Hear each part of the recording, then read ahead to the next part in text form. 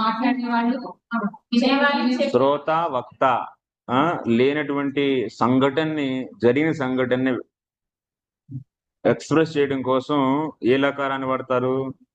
Lit లకారాన్ని వాడతారు. ఇక్కడ lit లకారాన్ని వాడారు. కాబట్టి దీన్ని బట్టి మనం ఏం తెలుసుకోవాలి అంటే, అజామిలుడు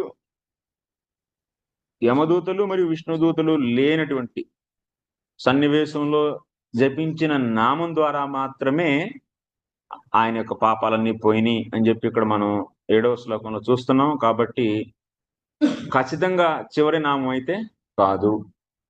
సో దీన్ని ఆధారంగా చేసుకొని ఆ నామాల్లో కూడా మొదటి నామమే అని చెప్పి మనం చెబుతున్నాం. ఎందుకు అలాగా మొదటి నామమే? మరి మొదటి నామం ద్వారా గతంలో అంతకన్నా ముందున్నటువంటి పాపాలు పోయినాయి, తర్వాత మళ్ళీ పాపాలు చేశారు, తర్వాత మళ్ళీ నామాలు జపిస్తూనే ఉన్నారు. ఎందుకంటే తన యొక్క కుమారుణ్ణి పిలుస్తూనే ఉంటాడు కదా రోజు. అలా ఎందుకు తీసుకోకూడదు?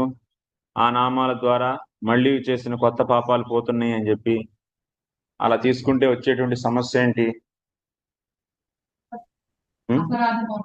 ఎందుకు ఎందుకు అంటే ఫస్ట్ నామంతోనే అన్ని పాపాలు పోయాయి కదండి. మిగతా నామాలు ఒక్క నామానికే